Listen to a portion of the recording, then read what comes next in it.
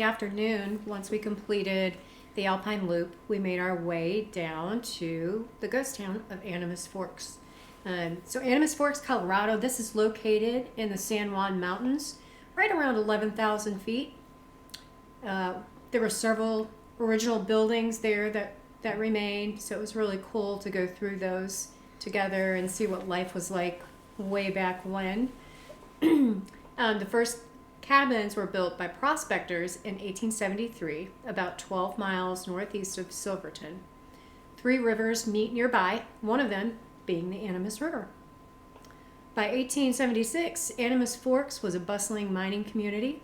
At that time, the town had 30 cabins, had a hotel, a saloon, a post office, and a general store. There were roughly 450 people in Animas Forks in 1883. But by 1910, most of the mining had stopped in the area, and then Animas Forks was a ghost town by the 1920s. Yeah, and these buildings are kind of amazing. They're some of the houses, or if their houses were very large, probably added on over the years as needs grew, but some of them they were large. They took a long time to walk through. And it didn't seem like the rooms were, you know how when you build a house, everything is planned and you put things together like that. This house in particular, I think the one we're in right now, there were so many rooms just kind of offshoots from the other rooms. Yeah, I think you could get lost in there. As the family grew, you just you added another room. Yep.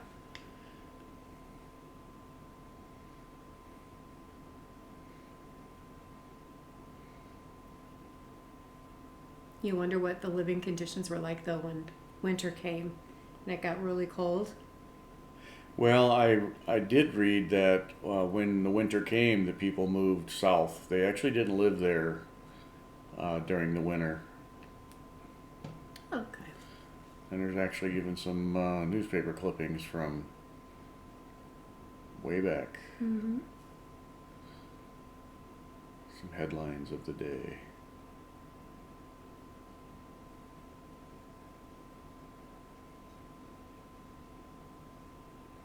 (1907).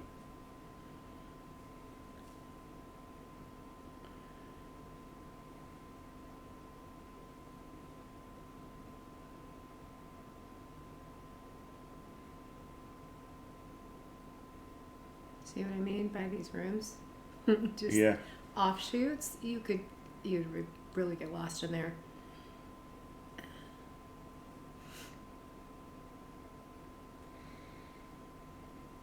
You have to go through several bedrooms just to get outside. Yeah. But the guy had a nice front porch view. I'll give him that. Mm-hmm.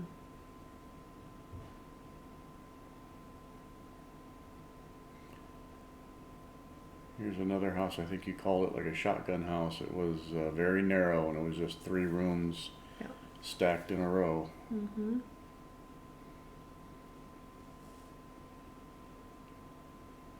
Yeah, I could get used to waking up with scenery like that.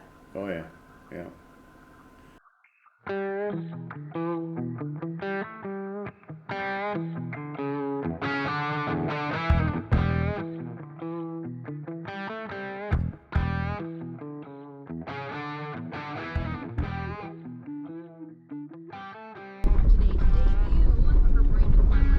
This is California Gulch, technically heading to California Pass. This was a tomorrow event, but we couldn't find a place to camp at Animas Forks, and so rather than backtracking towards Silverton, we thought we would take our chances and see what we can find.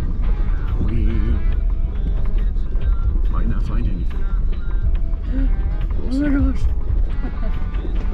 We'll find something.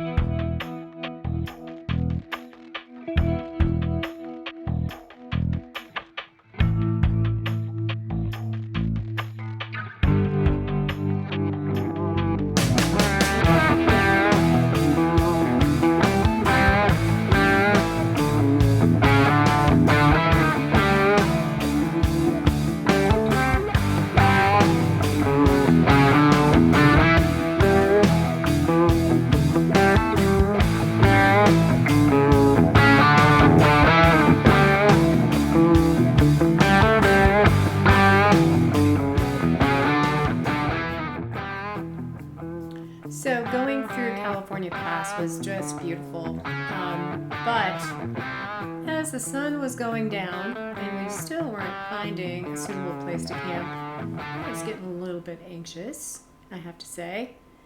Yeah, since we weren't planning on camping in this particular area, I didn't do any research along this route looking for any potential camp spots either, and it was pretty sparse, and I was getting a little nervous as well. I knew beyond California Pass, Hurricane Pass, and then Corkscrew Gulch that there was camping at the end, but wasn't aware of anything in the area that we were going through at this point. So I too was getting a little bit nervous about where we were going to go. I even to the point of thinking we're just going to camp along the side of the road here and get up early before everybody else starts coming through, because I didn't know what was going to happen.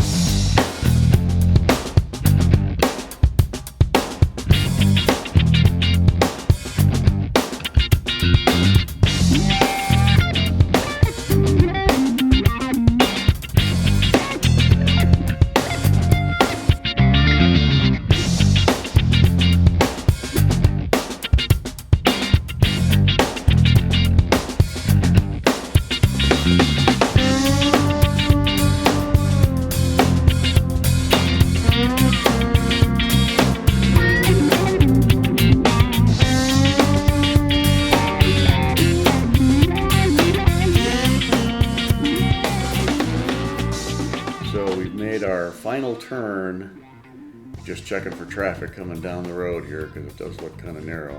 And at the top here, we should be at California Pass, the first of the 3 passes that we were going to complete on day 2. Still hopeful. There's a Lake Como near this pass that may offer us some camp spots as well, so we'll check that out once we get to the top here and see what things look like. But this is pretty high in altitude. I think we're at like 12,900 feet at the very top. I can tell here that the view is we're at the peaks here. We're higher than most of the mountains in the area.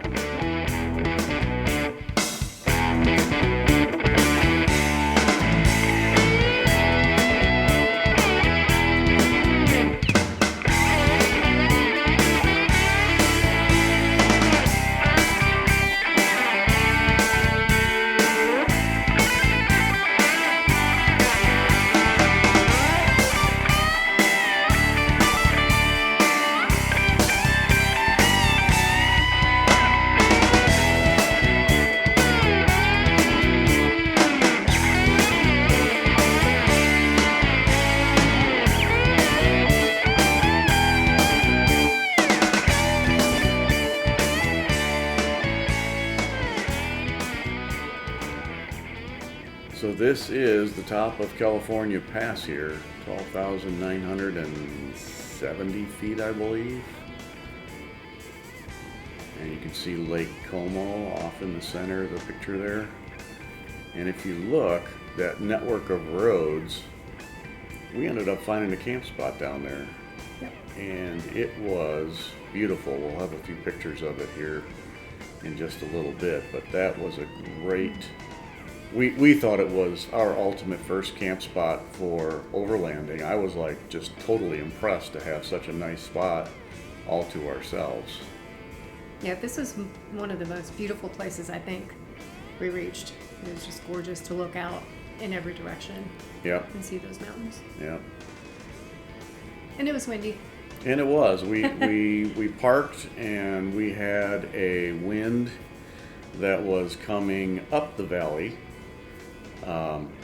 So we parked, we made dinner and got camp set up. And once it got dark outside, we headed to bed with the breeze coming up the valley.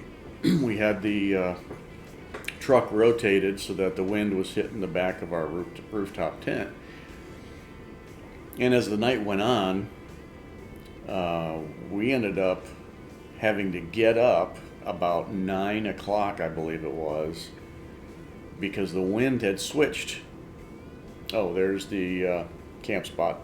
Yep. By that red circle there. And the wind had switched coming up the valley to coming down the valley. So at 9 o'clock, we got out of bed.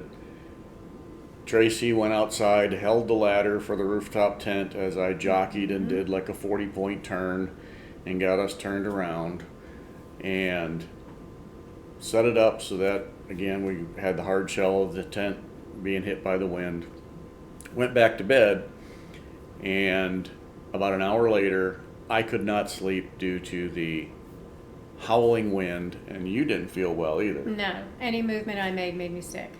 So 10:30, we packed up and headed out into the darkness. And here's a picture of Hurricane Pass. And we drove from 10:30 till 1 o'clock in the morning. Yep. In total darkness. Well, the reason was I could not get my heart rate down below like 110 and could not rest at all. Even though I tried to slow my breathing down, it would not slow down, and I did not feel well. Right. So I was determined to get to the bottom of the mountain. Yeah, and I was getting a slight headache, nothing major, but with her feeling bad and not knowing how bad she could get, we decided to head out, and we had to get out of the mountains. We had to get to a lower elevation, and there was no lower elevation anywhere along our route until we got out. So we headed out into the unknown. We didn't know what these roads were going to be like. Here we accidentally overshot a turn and had to back up and get back. Oh yeah, that was fun. But as you can see, the lights, they're great. Yeah. But there's total darkness. Thank goodness that you had those lights. Those lights came in so handy for this particular time. Moment.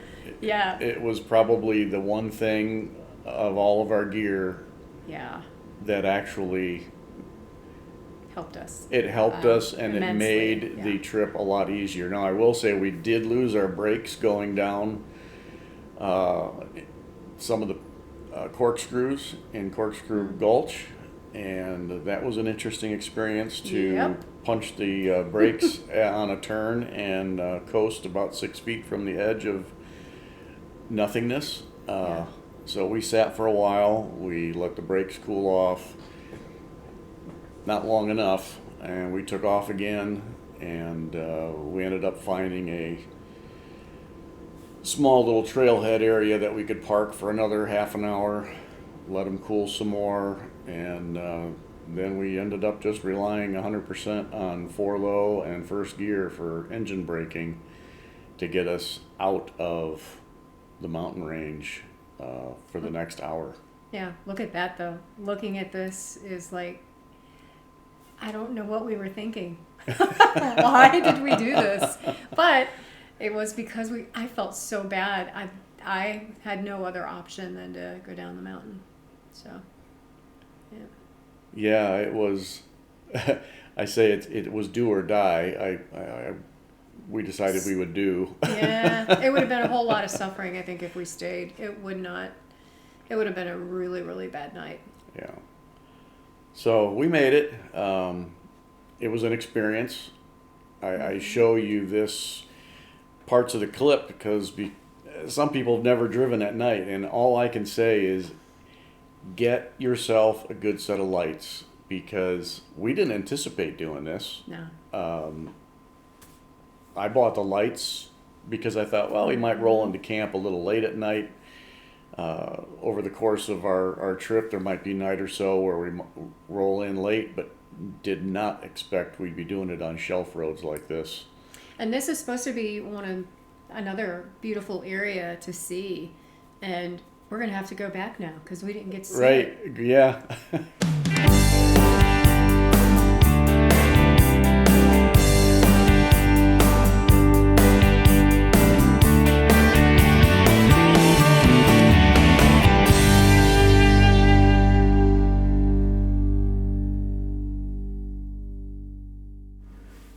So this adventure today did not go as planned, and I think that's just something to be mindful of when you're going on these types of adventures. That you kind of got to roll with it and just see how things are going to turn out, and you take what you get. We are now doing half of our day 2 trip on day 1 now. Tomorrow was going to be Ophir Pass and Last Dollar Road, and then we were going to go to Montrose for the night and prep for the Rim Rocker Trail after that. So we're not going to get out of here till about 1 o'clock in the morning. We still have to find a place to stay tonight, and we will then see how things come together. Do we go back to Ophir Pass and finish that? I'm not sure how Tracy's going to feel in the morning. So that'll be the big thing that dictates what we do next. But we enjoyed this. I mean, it was an exciting trip, something I never thought we would experience. An hour and a half or 2 hours of driving in pitch black up and down and around switchbacks.